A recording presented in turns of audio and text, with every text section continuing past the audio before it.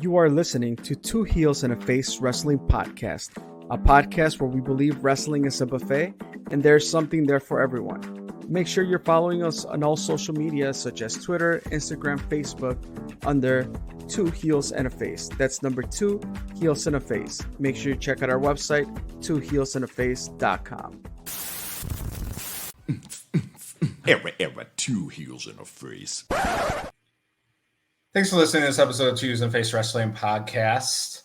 On today's episode, we're doing a little recap of Freelance's last show, Dead by Dawn, that was at, well, depending on where you hear this, might be their last or second to last show.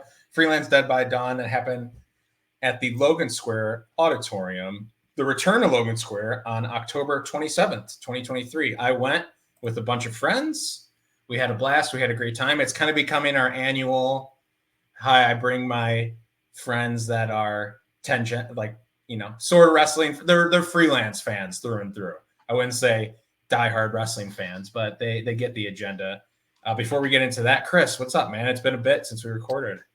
It's been a bit, and the bit keeps going. Chris has not been to a wrestling show, a freelance wrestling show. It's a bit now. The plan was we planned it out. We were supposed to both be there, but of course, Chris forgot his brother was getting married on that day.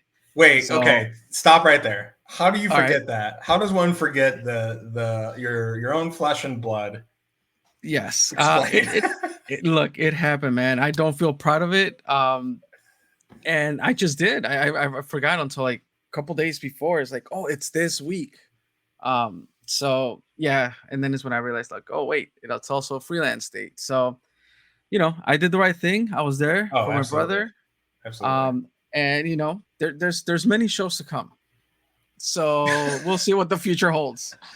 But it is what it is, man. And I'm glad to be back. Like, we've also, on our end, we've also tried getting episodes out. Things happen here and there.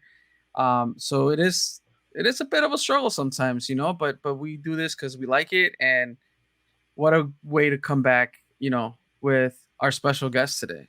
Yes. Special guest who's been on with us before. He is the owner promoter, James Russo from Freelance. And you see him too in suspenders, flicking people off. People are flicking him off as well. He's managing Shane Mercer to a ton of victories lately. But yes, to your point, we have released an episode. It was YouTube exclusive, and it was actually, we were guests on Pro Wrestling Enforcer. Pro Wrestling Enforcer Report, I believe. Pro Wrestling Enforcer Report podcast. It's a lot of the key words keep getting added into that. And we recorded for his channel. Then he had computer issues, but we uploaded a video on our YouTube channel that has his branding.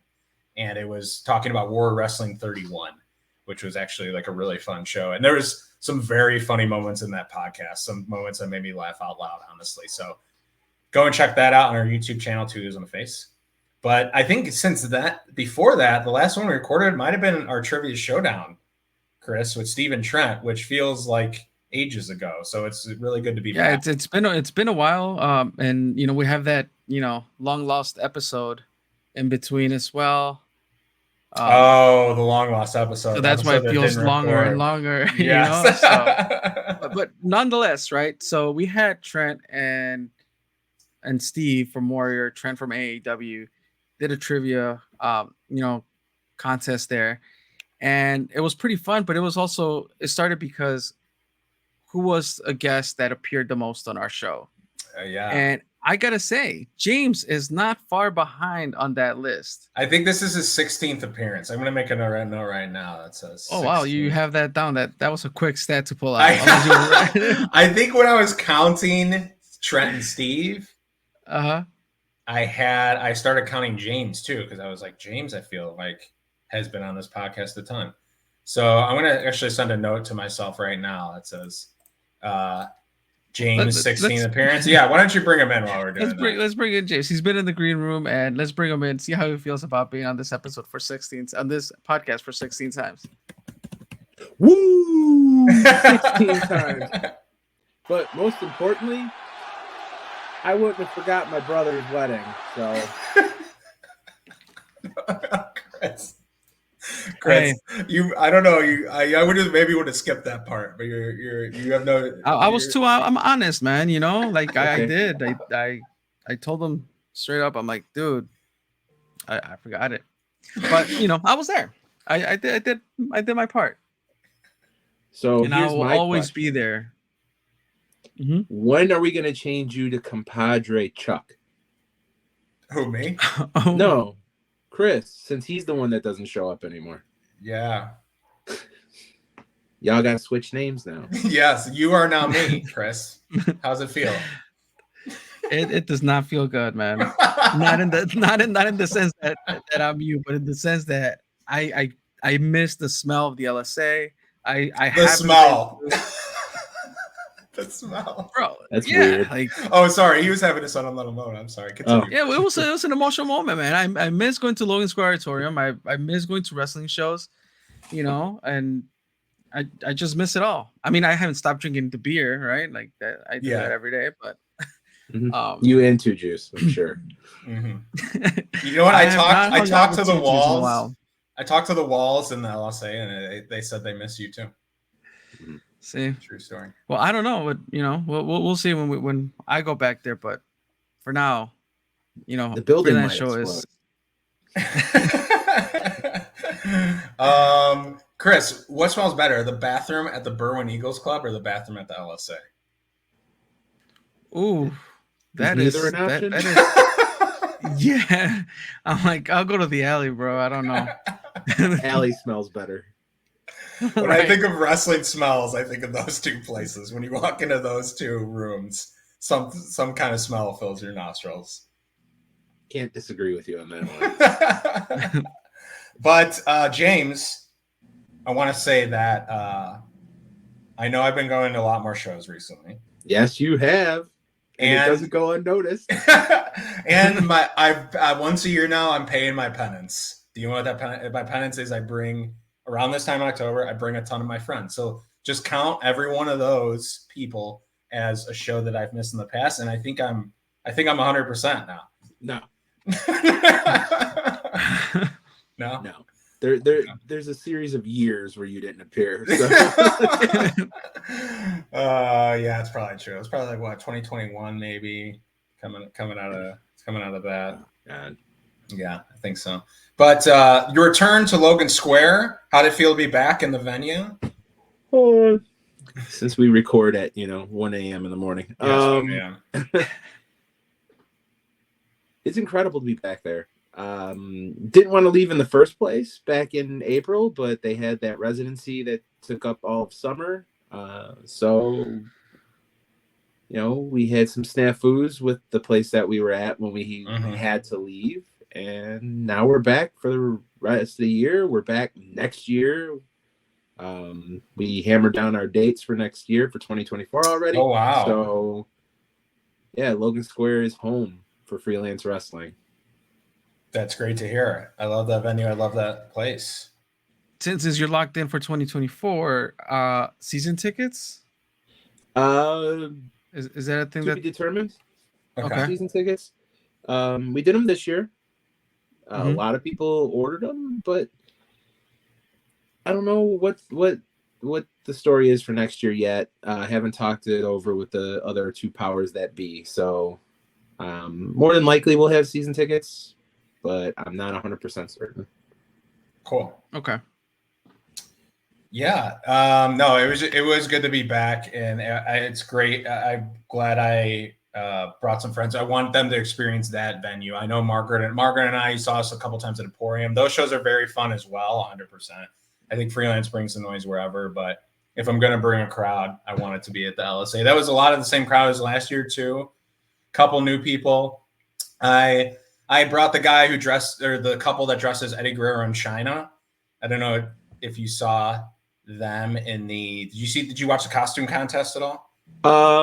Yeah, I watched the whole thing and was screaming, hurry up, hurry up, hurry up, hurry up, hurry up. To get the show back going, yes.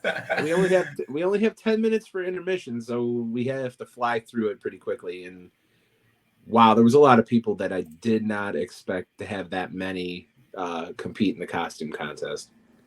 Yeah, It was really good. The Boston Crab lady popped the shit out of me. I did not realize at first what she was when she was announced as the Boston Crab. So for those who didn't see it, she had like the crabby pinchers, the antennas, and then she wore a Boston Red Sox shirt. So I couldn't figure out what she was at first. And then Val, who was hosting announced her as the Boston Crab. And I think I cackled out loud when that happened. So credit to her for her creativity. I believe the Boston Crab is actually a season ticket holder. So. Oh wow! She's I mean, you could tell her. She showed her wrestling knowledge in that moment. Yeah. She showed her wrestling knowledge in that. But yeah, the Three Faces of Foley, I think, ended up tying with someone. They were amazing. The Three Faces of Foley won. Let's be honest. The Three Faces of Foley won. I cheered for them at the end. Yeah. Yeah, and because of their win, they now have for front row tickets to December 9th. Cool. That's awesome. Good for them. You had to give away 3 instead of 1. 3 instead of 2, but you know what? They put a lot of effort into what they did. Not that the Boston Crab Lady did not as well, but the crowd was definitely a lot louder for the Three Faces of Foley. I get it. Where is the Halloween costume battle royal? We want it back. Where that? Is it? What's that? You want to know where it is? It's stuck in 2019. Why? It got lost in 2019, never to be seen from ever again. Chris, can you back me up here? Don't we love that? Yeah, that hurt a little bit, a lot of it. There's no room on the show for it to have that many people to get dressed up to be in a battle royal. We have a certain amount of time that we need to fill and a certain amount of time that we can't go over, otherwise we get charged. Oh, you get charged. Oh, so it's a money thing. I mean, if you notice when we do the 30-man or 30-person in May, it's 4 matches and then the Royal Rumble Battle Royal, whatever you want to call it. So if we did something like that again, we're cutting a match or 2. Yeah. For giggles. But tons very fun giggles, memorable giggles. Memorable giggles for sure. But I get it. Would you prefer action-packed wrestling or a couple of giggles? Wrestling is a buffet, Yeah, that's a perfect response. Wrestling's a buffet for sure, but the Halloween Battle Royal is something that maybe will come back in the future, but right now, not feasible. Okay. Speaking of the matches, though, there was a lot of great matches. I might just skip around here based on what I'm feeling, if you don't mind. And then, Chris, unless there's anywhere you want to start, Chris. Yeah. No. Go for it. Guide us through. You were there with the crowd. I was there with the crowd. I was there. Everyone. And you were at the wedding, right? You did make it to the wedding? I made it. Sure? Okay. supporting his flesh and blood. Chris, do you know there's a thing starts with a C? It's called a calendar. You use that, right? I do. I use a calendar, but not for family events. Apparently not. Not for the familia. Cool. Shane Mercer did defeat Allie Catch. Allie Catch was very over too. Yes. The most over, I think I haven't watched her at GCW and stuff. I know people love Allie, but in terms of freelance crowds, this one I think really, really latched on to her. Still, even Allie can throw her weight around, and she knows how to use her power. Even with all that, Shane Mercer still. I tapped my friend on the shoulder. I was like, "Wait, watch this. This is his finisher." Still does the flipping fall away slam off of the second turnbuckle. And Shane Mercer and a guy in suspenders that everyone was yelling at continue their dominance. Do you have any comment on Shane Mercer and his win? Let's first talk about this match. Yeah. This by far, and I swear I'm not being biased because of who it was with, but this is one of the best Allie Catch singles matches I've ever witnessed, and I had the best seat in the house for it. Good point. The consensus was when we went back to the locker room is that the internet couldn't come for her that night. She gets such a bad rap on the internet for how is this girl, how is she so popular and she's trash in the ring? Well, on the 27th, you couldn't say that she was trash in the ring. The match was really, really good. But what was your actual question?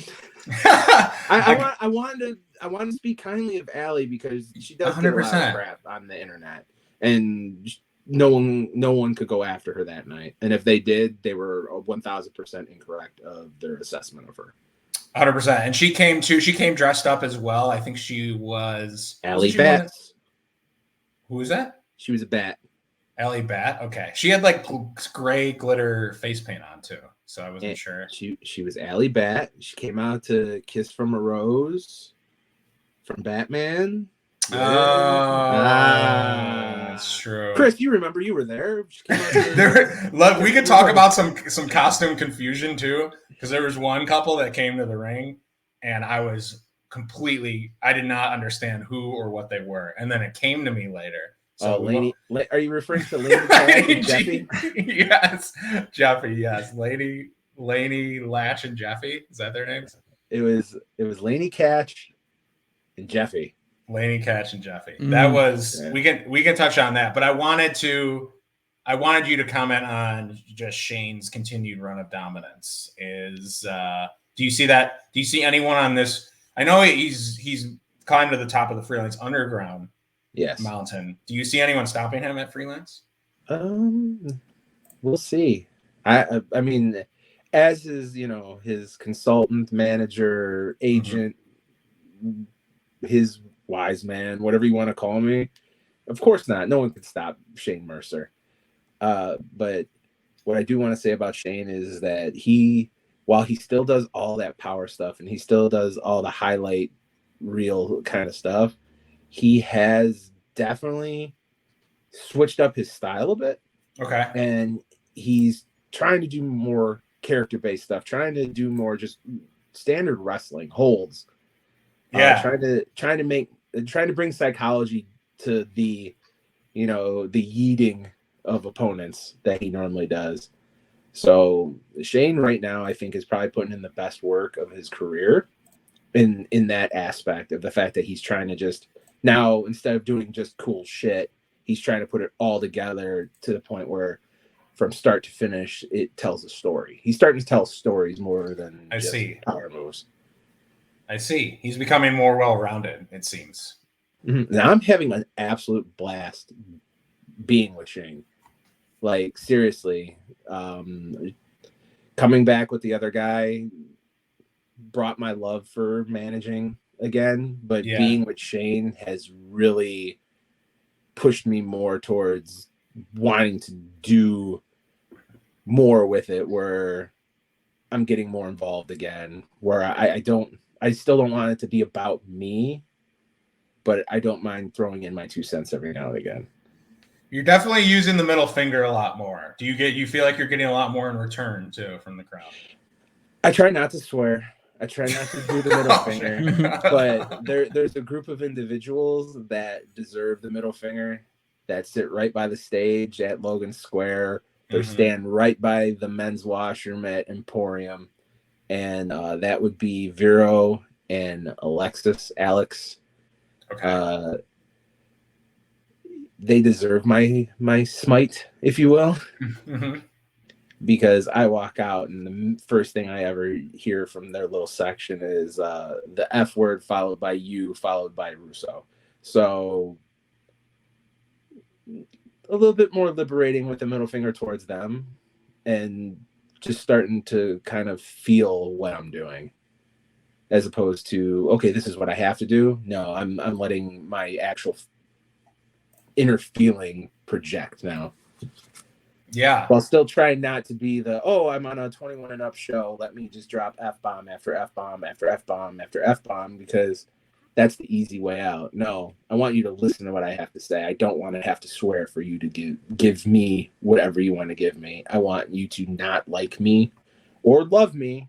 More people don't like me than they do love me, but because I'm more intelligent, I'm better than you, and I'm not going to finish that because that belongs to somebody else. You sounded like Homelander there for a second. Do you watch The Boys at all? No. Okay. Well, I think that's something you might like, being the comic book nerd side of you, but we can maybe Is that save the for is that the another guy that's discussion. Cody Rhodes on that show? Maybe there is some similarities there now that I'm thinking about Lots it. of similarities. Yeah, He's the blonde one, right? Yeah. Highlander. What was it? Homelander. Highlander. Homelander. Okay. Yeah. Sorry, I need to take a swig for the working man. You're good. You're good. A lot of USA flag representation too in both of those people. Best work of their career. You said that. That leads me to Koda Hernandez. I said on the Pro Wrestling Enforcer recently, the episode we talked about earlier, that I think Koda is, I use the phrase, locked in right now. He's extremely locked in. And I'm not going to say like this is his prime or his best, because I think he can still get better. He comes out confident. So confident. It's thinking of like when he first started like tag teaming with Darius Luttrell. I feel like it looks like a night and day individual almost, or like a Super Saiyan version of him. But him and Jordan, the work rate was off the charts. So can you comment on that match at all? Koda Hernandez is hitting on all cylinders right now. He's 22 years old. I always tell him that the moment I realized that he got it was in the worst match I've ever seen him be in. Ooh, tell the story. This is interesting. Ooh, if you don't mind. If he doesn't mind. I don't think want me to start. I don't want to bury anyone. Well, maybe talk about. If you want to go back to the first of the 16 we did, you probably would have got me to drop names, but. Oh, I think you did. I think you did the first time we talked, James. I'm too old to drop. That's names, fine. But that's fine. We can ask Koda the story again when we pretend to record audio. Yeah, you can let Koda tell the story. But yeah. I tell him like, I realized that you knew what the hell you were doing in the worst match that you ever had, because of all the people that were in it, you were the most selfless. Okay. He didn't do what he thought was going to get him a reaction or get over with management. He went out there and was like, all right, I'm going to do what I have to do to make this match make as much sense as humanly possible. And I think the only move he did in that was the finish. Okay.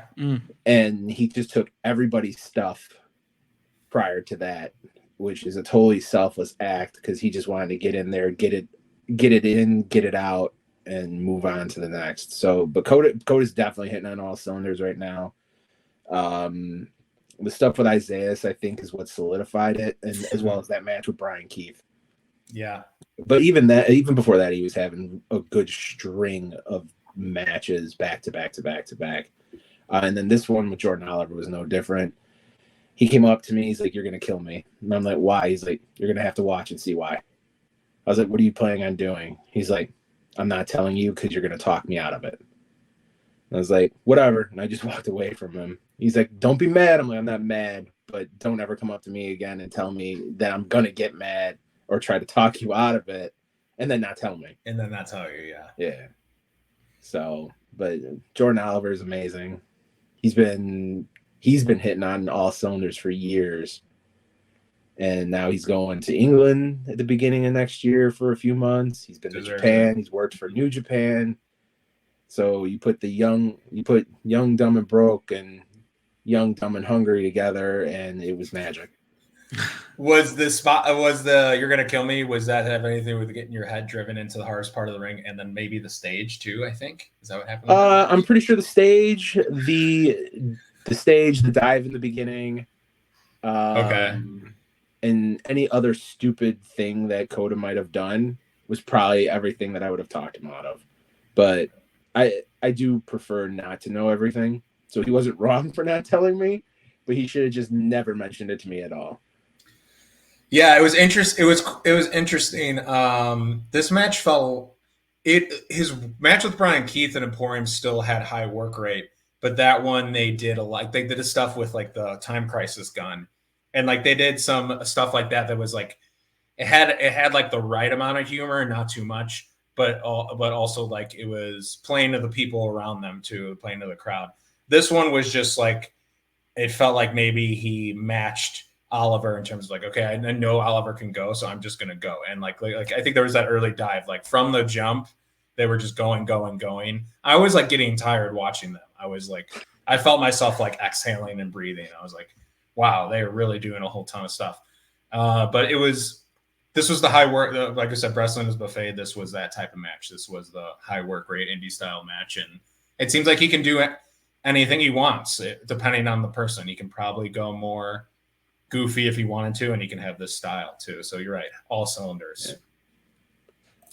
Right now, it's about getting Koda to break out the range of what he could do in the ring, as opposed to just high work rate matches. You'll notice that each match he's had has been a little bit different than the other. Yeah. Absolutely. You put the cherry on top of what I was trying to get at. This is my favorite. Oh, go ahead, Chris. Do you have something you want to get into? Yeah, no, I was gonna ask because one of the matches that I wanted to get to and I did not get to see was the Bryan Keith versus August Matthews. Is one that I knew for sure, like this is a must watch, and I have not got into it. Well, did you know that a third person entered that match? I just went by based on the card. Darin Corbin. I didn't want to look at no spoilers or anything. So, who was the third man? Darin Corbin. Oh, okay. Do you know what happened? Do you know what happened? No, I have not. I said I didn't want to look at no spoilers. I wanted to watch the match. But here I am. So I do want to know. I want to hear your perspective on that. Darin Corbin is your new Freelance Legacy champion. Whoa. Okay. Whoa. So, Chris, Darin Corbin got the pin over August Matthews. Okay, I can see that happening, but okay, give me a little more. So how does he get inserted into this match? The bell was about to be rung. Darin Corbin walks out, talks about how he doesn't understand how, I know this will make Chris happy, how the Marty Jannetty of banging Matthews get the title shot before he does. I popped when that happened. So did Davey Bang in the balcony. He was laughing because everyone calls him the Marty Jannetty of the team. And he said, if anyone has a legacy here in freelance, it's him. And that if anyone deserved a title shot, it was him. And Bryan Keith said, screw it, add him. And he was added to the match and upset August Matthews to become the new Legacy champion. Bryan Keith, however, is still undefeated as far as pinfall submissions in freelance since September of 2021 when he debuted. Oof, that's so now now I gotta see the card for the upcoming show, but I'm like, then I see August Matthews maybe on an upcoming match, maybe a rematch. I don't know, maybe not necessarily a rematch, but leading to that point. There is a rematch on the Emporium show, which technically happens tomorrow. So depending on if you're listening to this early 11/9. I see. We have Darin Corbin versus Bryan Keith. One-on-one. It coincidentally, I did a social post with a list of all the people that Bryan Keith has beat. And then James probably saw that post and said, fuck you, Charlie. And then, probably gave Corbin the idea. Corbin smartly took advantage of it, smartly picked the right person to pin instead of going after Bryan Keith.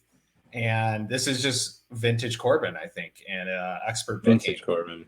Now, depending on the outcome tomorrow night, if Corbin retains, it's a whole new ball game. It's a completely different look for the Legacy title.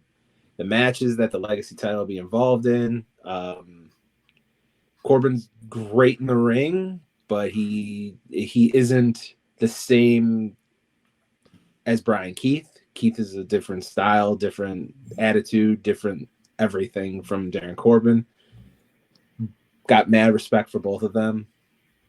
Darin Corbin, I've been watching him since I've been going to indies prior to getting involved in independent wrestling. So it'll just be a different look. So sorry to spoil the match that you decided not to watch. No. I mean, I'll still go and watch, but it was for sure. I knew really that it was one match. that I was excited to see. It was a really good match, a really good triple threat. The whole card was really good because there's actually one match I missed, and I might as well mention it now so we could just not necessarily skip over it. Because it was after the one I was involved in, I did not catch Xia Brookside versus Shazza yet. Okay. And that's only because I am probably the busiest person in the world when it comes to independent freelance Chicago wrestling. So I just haven't gotten a chance to watch it back yet. Understandable.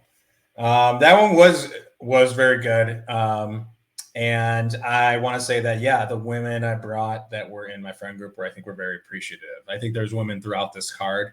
I think that was very noticed by my friend group as well. So I think they appreciated that. And I know you guys always do that. This isn't something new, but I think a year ago there was Laney was out and there was a couple weird cancellations and stuff. And there wasn't a ton of representation, but I know you guys always do that. So I think that was a fluke. And I think this made up for that. So we tried very, very, very hard. A lot of the women, female, whatever the PC term is these days, talent got scooped up. AEW signed them. We have to go back and go, okay, well, all right, who's the up and comers? And I mean, Laney was still around. You still had Kylie Ray around. But now, Sandra Moon and Shaz is in the U.S., which is awesome. That's cool. Zaya's back, and she's living in the U.S., so she's available now. Nice. After that match that Allie had, possibly more Allie Catch singles matches. Who else? Rachel Armstrong's up and coming. Alice Crowley's up and coming. Heather Monroe's been around quite a bit lately. If I'm missing anybody, I apologize. Blair Onyx, she's been gone for a minute. Yeah. We'll see if we have her back sometime soon. Okay. Queen Aminata, she got hurt. I'm not sure if she's returned to the ring yet, but we would love to have her back. She got to please come back, Chant. We haven't had her back since, not because we haven't wanted her to, but she's booked and she's busy and all that fun stuff. So now there's the independent pool of women's wrestlers is starting to get a little bit deeper. True. To where we could start really truly bringing in more of the top independent women talent. Yeah. Do you think that someone like Elaney is very close to being signed? I feel like she's right there. I don't know. Yeah. Right now, I feel like there's a kind of a freeze on signing women's talent. Okay. I mean, if you watch AEW, they don't have enough spots for the signed talent that they have right now. Yeah, they don't. And they have AEW and Ring of Honor. Across the board, that's men and women. I feel like the roster is very bloated. Yeah. Yeah. NXT has a whole bunch of new women talent. Raw, SmackDown, they're packed to the gills. There's really, I don't know. Yeah. I don't work for them, so I don't know what their thought process is, but right now, and I mean, Impact's always had a great women's roster. If I were Scott D'Amore and those people, I'd be trying to get Laney. I feel like Laney would benefit more from an Impact signing than anywhere else right now. Okay. As far as wrestling is concerned, money, different story, but as far as wrestling is concerned, I think Laney would be more beneficial for Impact Wrestling. Yeah. And I know that once again, this might, depending on, I think it's still beneficial for the listener to hear this, but the Hyan and Stephen Wolf versus GPA and Laney, tomorrow, happening 11/9 at Emporium. That's a match I think we wrote a blog about, or like we wrote a blog about like a couples tournament, and that was those two were in there. So that you're bringing that one to life for us, which I think is really cool. We're trying to do something different with the title run that Laney and Jeff are having, where you're starting to get more of the intergender tag matches. And I mean, it just so happens a lot of intergender tag teams right now are husband, wife, boyfriend, girlfriend, David Ali and Heather Monroe. Yep. Would have loved to have Broken Finley and Billy Starks against them. I know, well, we all know Billy was signed by AEW, and I think Brogan might have gotten picked up by WWE. Oh, wow. Okay. At least that's, the rumblings. Yeah. But I'm not 100% certain. Breaking news. So Hyan and Stephen Wolf, they're a married couple. Trying to think. And then you got Effie and Allie. They're sisters. They're close. They're very close friends. Yeah. I mean, we're definitely always looking for the intergender tag teams because Freelance has always been a very big intergender company, whether it's singles matches or a scramble match or a multi-person match. And with Jeff and Laney being the tag team champions right now, intergender is kind of a top priority for us. Yeah. Trying to get back into it. I think you guys really do it right. I think there's different ways of looking at men and women sharing a roster, sharing titles and stuff like that. I think you guys have nailed it in terms of like, you really don't have divisions. It's women will wrestle women, but women will wrestle men, and women will wrestle men for the same titles. And I think you guys kind of do it the right way, where it just all kind of feels like one big group of wrestlers. Sure, you pair up certain people with specific matches, and maybe this one is just a women's match and stuff, but it just feels right to me not having like a women's belt on Freelance and just having the women wrestle for the normal belts, the tag belts, the legacy belt, et cetera, et cetera. So I feel like you guys do it, in my opinion, there's probably we probably do a whole episode on this, which could be controversial, but in my opinion, I think you guys do it the way that makes the most sense in my head. It always gets brought up at least once or twice a year. Yeah. Oh, Freelance, why don't you have a women's title? Well, you just hit the nail right on the head. Why do we need one? Yeah. Our male, female, non-binary talent all wrestle for every title. Yeah. We don't have to have a gender-specific championship. And I feel like that if we were to have a women's title now you have to make that separation. Now you have to you either have to make the separation, or male talent can compete for the women's championship, or you just don't put a gender on anything and let everybody just go for everything. Like we've been doing. Yeah. And removing titles aside, right? Like I think Charlie alluded to, like it's normal for us to see that intergender match, and now we see it on the tag team side, without taking away that iconic She-Lance Rumble or Scramble. True. Right? Like, where we got a scramble full of women, and it was perfectly okay. Like, because that was technically like the most unique. That was technically, I don't want to say a record, but that was a very unique thing that's never happened before. So that deserved to be acknowledged, which is what Chris is saying, I think. In the She-Lance Scramble, we try to do at least once a year. It's just that we don't want to just give you anybody. We want to give you the best that we could see out there, and we don't want to just backfill a match just to have it. We want to have it because it's gonna kill in the ring. Yeah. I want to transition into Jeffy and Laney Catch. Okay, so I don't know if I just had too many Modelos / high noons, but I was confused the entire time when Jeff came out in the ring. He just seemed like Rick Rude in a wig. I was like, why is Jeff trying to be Rick Rude? Because he's and then I'm realizing, Effie and Rick Rude, like different people, obviously, but it's almost like Effie's spots can be almost like like some of his spots, maybe the originality of them probably came from some of Rick Rude's spots where he would grind on people and stuff like that. But Jeff, yeah, I was confused at first. Maybe, and now that I'm thinking about it, like the jacket, like I could see what they were trying to do. But while the match was going on, I was hella confused. Was anyone else like that, or was it just me? I'm not sure about in the crowd, but I can tell you from the locker room's perspective, they were laughing. Okay. I mean, they did.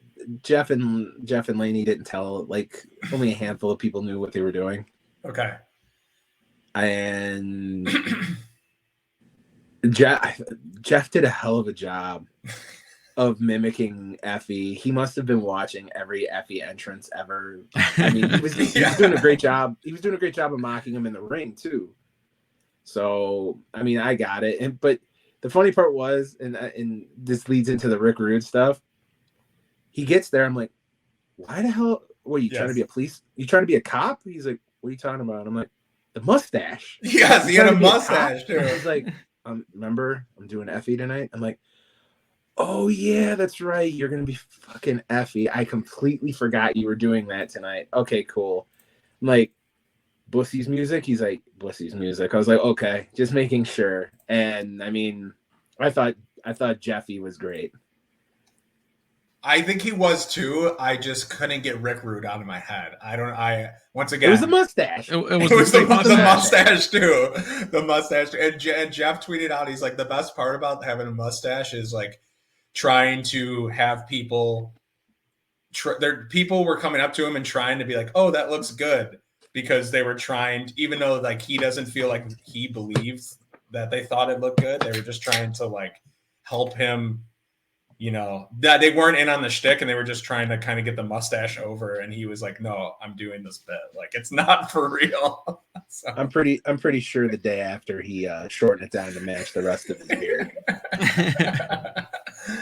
Oh, it was a sight to behold. And then when they were I was like, it came to me like after the show when I was at the next bar. I was like, oh wow, I'm just an idiot. Yes. And then the main events. So this was great. I mean, ironically, what a good person to turn someone. Turn? Yes. What are you talking about?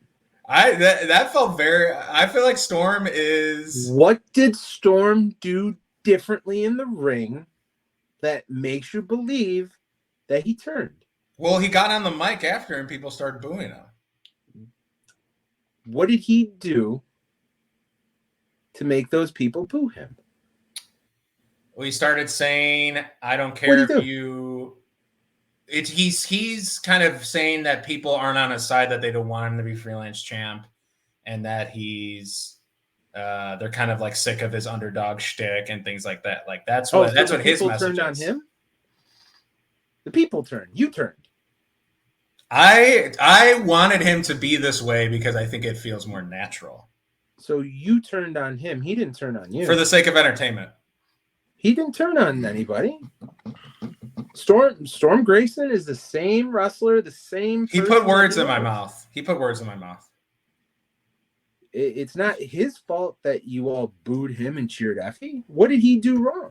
He didn't do anything. That's that goes back to my point about this is the best person for him to face. How do you not cheer for Effie? My friends that came, I go, you have to see Effie because they didn't see him last year.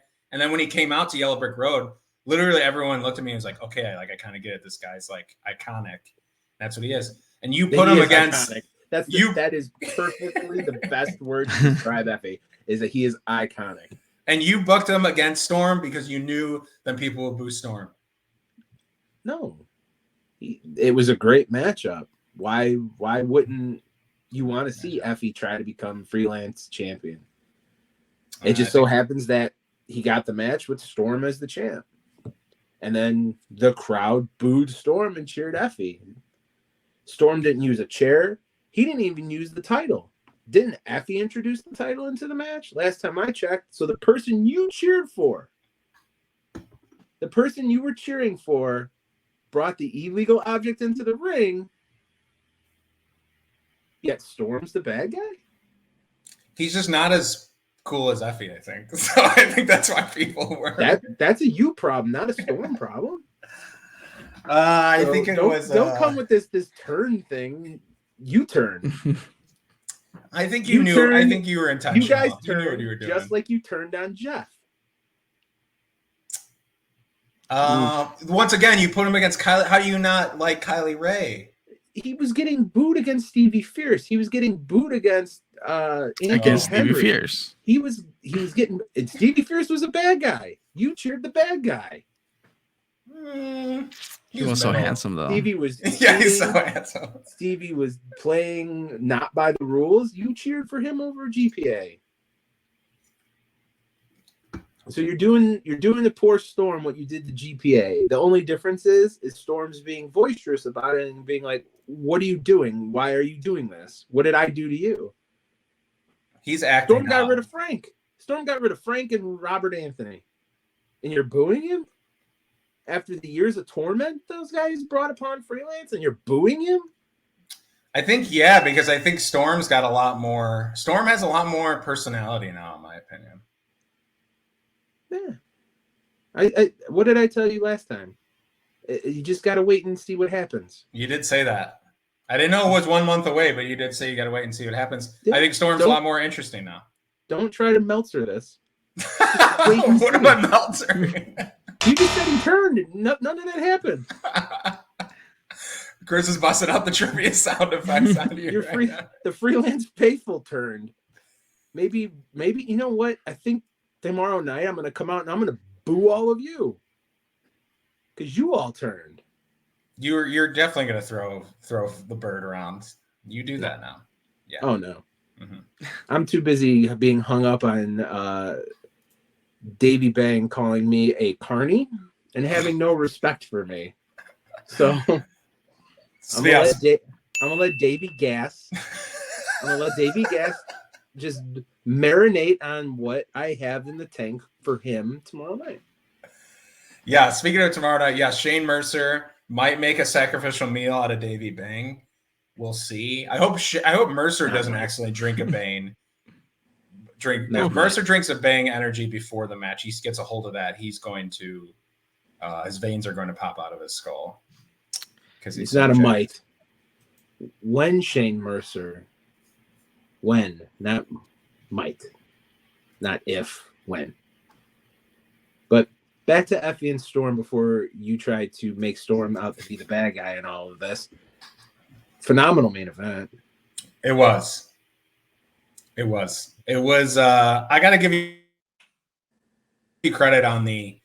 I do have my head scratcher moments when I'm trying to be smart and evaluate the show, but I think Effie versus Storm, two people that put on a phenomenal main event and the triple threat. I think just like the synergy of people really worked for those matches. Yeah, I agree.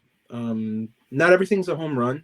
I'm not going to sit here and say that every decision we make is the greatest decision ever, but I definitely believe that the triple threat for the legacy title was a great idea. It hit. It got the reaction we were looking for. Mm-hmm.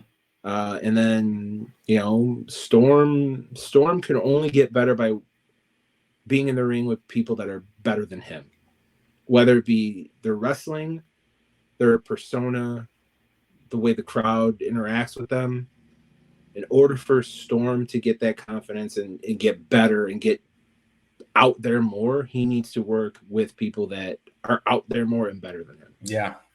And Effie's that icon that is. So the match made complete sense. And then you all booed Storm after all the good things he's done for you. We like Storm. We like Storm. We want to see him succeed. I think he could be better succeeding with this little edge he's got now. So that's how I'll say that. We'll see. And if I need to boo him to bring it out of him, I will boo him. I'll flip you the bird if I see you and you're really excited. That is not someone's text phone going off, by the way. Those are our trivia sound effects. So anytime Chris agrees with something. I thought the microwave in your dorm room went off. Well, I wouldn't have a Peloton bike in my dorm room. It does kind of look dormy in here, though. It does. It does. James, wrestling trivia. How do you feel like you would fare in wrestling trivia? Do you want to be on one of those episodes and Sure. versus someone? Sure. Okay. Who do you want to? I'm a wealth full of dumb knowledge when it comes to wrestling. So, absolutely. Okay. What would be some of your categories? Your best categories, I think. Whatever. I mean, like, what does your knowledge lie? Like one promotion, one kind of type of Across the board.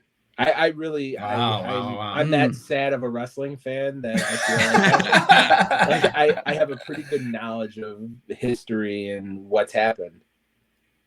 Okay. And if someone knows more than me, great. I welcome it.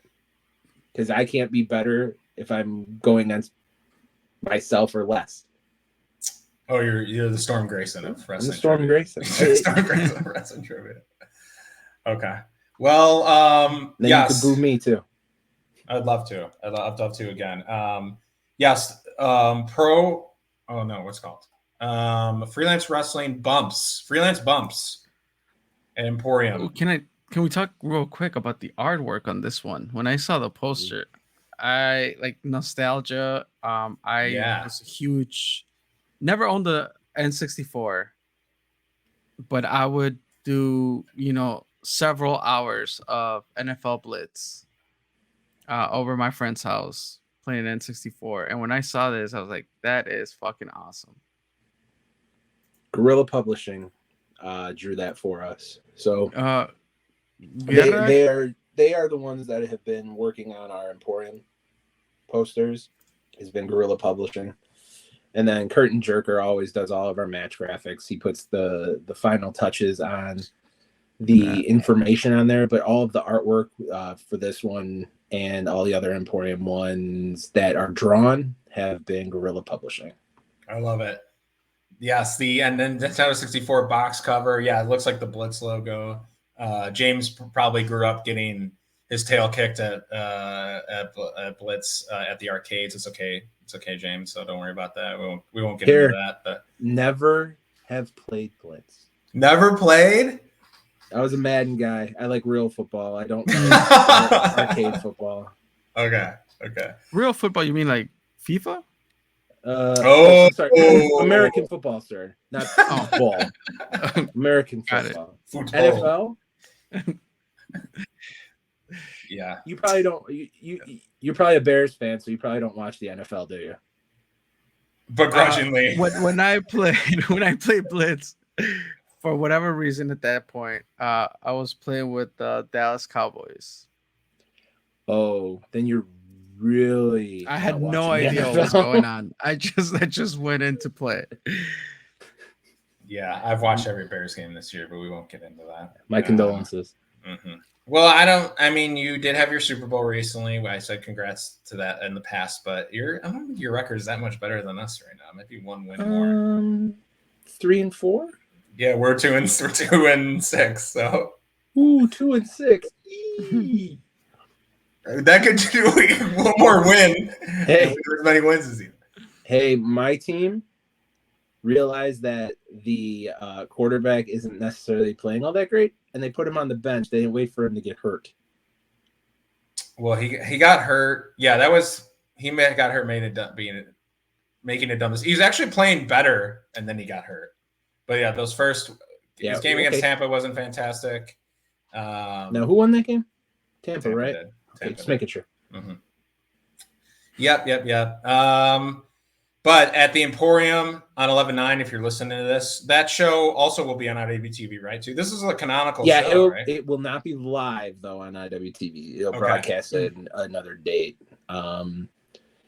Beyond Wrestling, Wrestle Open usually dominates Thursday nights on IWTV. So instead of instead of that, we go to a different day to premiere our show. So the only way to see it live is to physically be in the building. Otherwise, you're waiting a few days, maybe a week, who knows, before you actually get to see the event. Okay. And then freelancewrestling.com for tickets.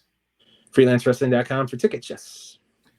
Really quickly, Dan the Dad versus Craig Mitchell was actually a follow-up to the Scramble, which we didn't. It was actually did not cover the Scramble. When you went to the main event, I was just like, oh, apparently the Scramble wasn't good enough for Charlotte. The Scramble. There was a video that Cheap Heat Spot Fest. I think that's the guy who does all the videos. He's awesome. He does awesome videos. Awesome videos. Glad to have him on board. I believe his name's Nathan. Glad to have him on board, doing all that stuff for us now. And some of the stuff that he captures is absolutely amazing. Not to toot my own horn, but the compilation video that he made of Shane that I am very, very much in got noticed by one El Segundo Brewing Company's Steve Austin. Hell yeah. And he liked the video, and it's definitely him. It had the blue check mark and everything. And rumor has it that he is very active on his Instagram, and that's actually him who if something's liked by his account, it's actually him liking it. So his videos are being seen by people, legends. And he's there every show. He's there for us. He's super nice. This guy, the way I met this guy was at one of the Second City Summit shows, the first one that we were all at, and it was hotter than the hell that weekend in the building. And he just walked up to the table we were sitting at. I was like, "Do you guys want a fan?" I was like, "Do you mean like a table fan?" He's like, "Yeah, I have a couple in my car. Would you like to use one for the weekend?" I was like, "Yeah, absolutely, sure." He brought it in Friday night. He left it with us and took it home on Sunday after brunch. So he's an incredible human being, as well as a master at capturing footage. Yeah, that the Scramble was nuts. Of course, it always is. Darius Luttrell did a dive, like a senton or somersault off the top rope, and his gigantic feet, Darius Luttrell, just thumped like the steps down from the stage. And then the way that I was across the way from Nathan and the way that he was filming it, you see my entire group of friends go like this. Like they all cover their mouth and they're all like looking. And then there's like a 4-second pause. And then Darius just pops up and he's like, "Yeah, no, I'm good. I'm good." I was behind the curtains and all I heard was the giant thump. And I said, "Oh no, who's hurt now?" And then I heard the crowd erupt, and I was like, whoever it was just probably got up off the ground. Okay, everything's fine. Only to come and find out that it was the giant. And I'm like, "Are you good, man?" He's like, "Yeah, I'm fine." He's like, "I got thick heels." I was like, "Thick heels, shoes?" Okay. Yeah, my shoes. I was like, "Okay, I wasn't sure if you were talking about like on your feet, because that's weird if you had thick heels."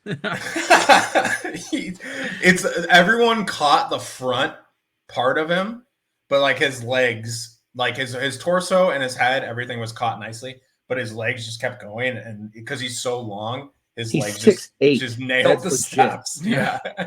He is 6'8" tall. That is his legitimate height, not some made up wrestling height. So yeah, thank God that they caught the important part of his body, and that he's got thick heels on his shoes to absorb the big impact. You know what they say about thick heels? No, what did they say? I don't know. They say they absorb impact really well. That's what they say. Yeah. Nike shocks. Yep. Dan and Dad versus Craig, Shane Mercer versus Davey Bang, which we talked about. A scramble involving Chico, Koda, the return of Alfonso Gonzalez, August, Robbie Reeves, and Reagan Lydale. Freelance Wrestling Academy Scramble. You put like all these people are like really good friends. They are going to have the time of their lives in this. They might do some weird shit in this one. And the winner gets a Freelance Legacy Championship match on December 9th. Awesome. I love it. Shaza versus Isaiah's. Interesting. 3 years in the making. Okay. Was that supposed match to happen actually- before? That was supposed to happen at Church Street Yeah, I remember in that. March of Itasca. 2020.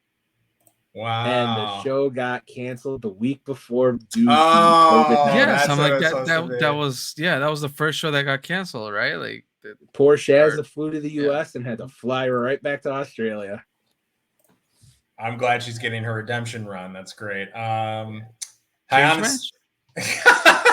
What's that? I was like, what a better way to make this a cage match, right? Cage match? No. All right. Just We'll do a throwing cage ideas match out when there. you decide to come out of your hole and show up again. Oh. Ooh, Okay. I was trying to keep that to the end, but I might show up tomorrow. Oh, see damn. you in 2026. Oh, come on. Hey, who had to deal with this for how long before he finally showed up and tried to get some redeeming points? And now he's coming every show. Yeah. I mean, now you're making shows closer to his house. That's why. They're so close. They're so close. I'm so spoiled. Hold on. Joliet's not too far from Oh, yeah. where you're at. It's just a straight shot down 80. Yeah. That is true. Speaking of zero. Oh, and it's all ages. And you have a brood of children. Wow. A brood. What's your Maybe excuse? we'll see. My excuse is that I want to go to wrestling shows by myself. Like, the kids can stay at home. Like, I gotta get away. It's his escape. It's his escape. Yes. But eventually they'll start joining. But for now, at least tomorrow's show, Freelance Bums. Oh, I'm trying. All right, I'm trying. Don't even say it. Don't break my heart. No. The expectation is there now, Chris, so watch out. Hyon and Stephen Wolf versus GB and Laney Luck. Darin Corbin versus Bryan Keith for a rematch with Freelance Legacy title. And then Storm versus the Drama King, Matt Raywalt, formerly known as Aiden English. And yeah, he continuing the theme of wrestling some of the people with the most experience only to make him better. So yep. Makes sense. And then on Zero Thanksgiving on 11/18, a Freelance Undergroun show in Joliet, the Cantigny Post 367 VFW. Yeah, that's also a thing. Yep. Yep. No, is this the same venue that you've been running out of? In Joliet? Yeah. In Joliet? Yeah. Yep. Okay. And when I saw Horseshoe, I'm like, Horseshoe Casino? Wait, let me take a double take. No. Although that would be really cool to run at the Horseshoe Casino.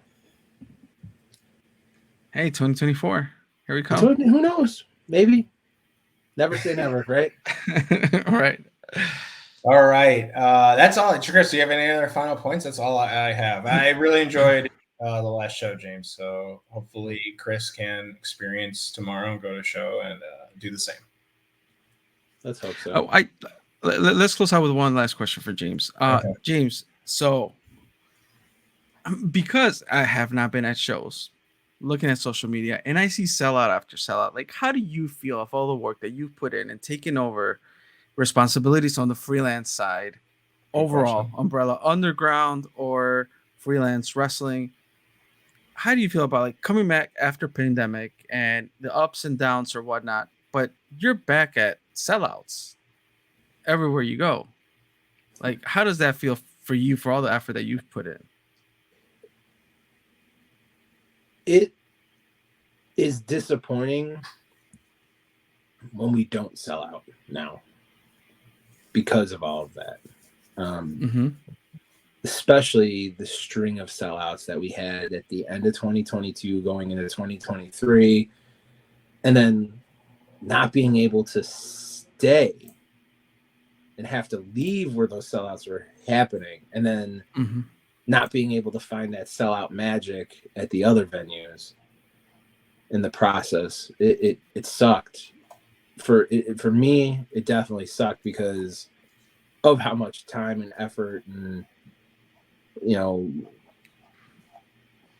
everything I'm me once again, just speaking for me personally, that I put into freelance every day. There's whether it's the social media or contacting talent or booking the flights or booking hotels or whatnot, what have you. If we don't sell out, it's disappointing to me because of the amount of effort. And then, I mean, of the team, the individuals that work with us deserve those sellouts too. And this last show, was by far a team effort to sell it out. I can't tell you one person that wasn't busting their ass on social media to make sure it sold out. It was very apparent that not only were we happy to be back there, but the talent was actually happy to be back at LSA too. So yeah, if it doesn't sell out, it's demoralizing. And then you go back and you go, okay, well, why didn't it sell out? And then you have to try to figure that out, make adjustments so that the next one does sell out. Like I said, LSA is our home. It's been Freelance's home, and it's where the money is. It's where the people are. So we hope to continue to sell out Logan Square Auditorium. We hope that the fans like what we're continuing to do. If you don't like something, don't be one of those jerks on the internet that tries to bury it.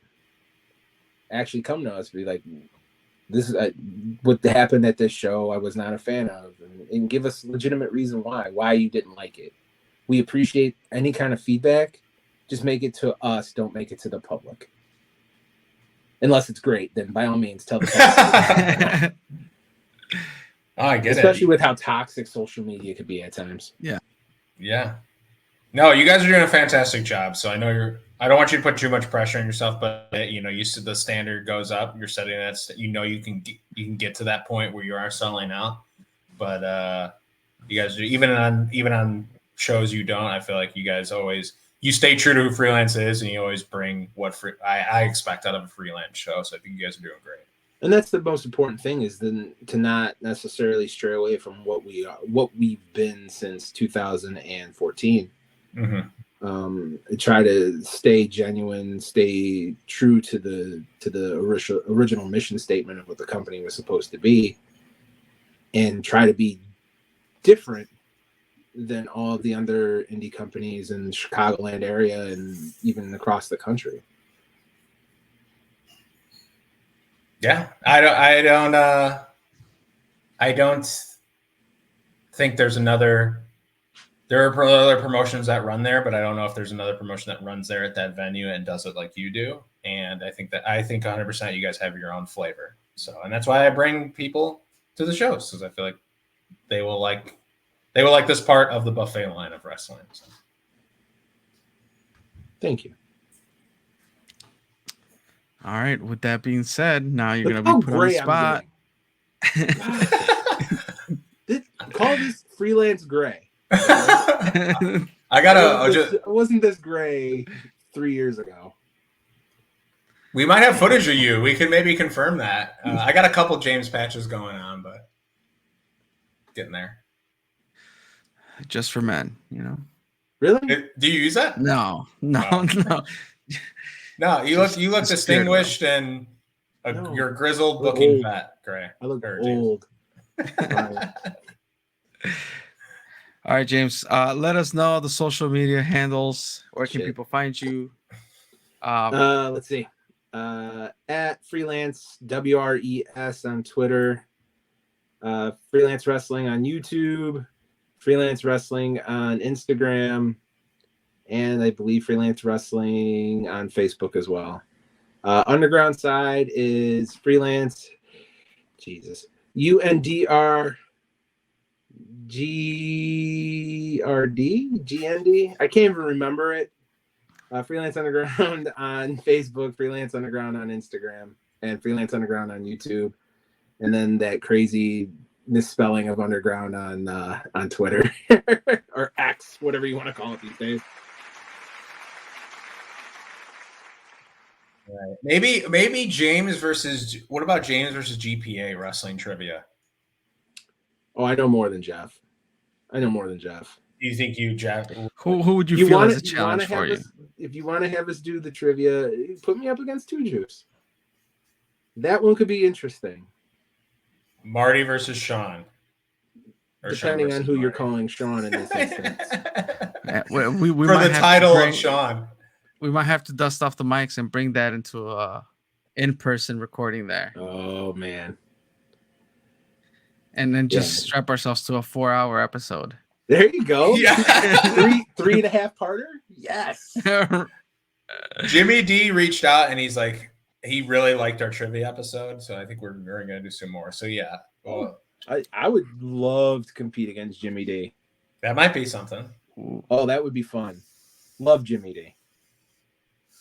Okay, we'll marinate on this, but yeah, I think we'll have you on soon to do some of that. Yeah. All right. Well, thank you, James. We'll definitely see you on the 17th appearance sometime soon. But as far as Two Heels and a Face goes, you can, find all the episodes at twoheelsandaface.com, social media, Twitter or X, Facebook, Instagram. Everything is Two Heels, number 2 Heels and a Face. And that is it for us. Make sure you hashtag Viva La Chico. Viva La Chico. Bye. Don't shake your head, James. Viva La Chico. He's the underground independent champion, right? Yeah, he is. Yeah. There you Proud go. of that. Proud of that Try to idiot. recognize.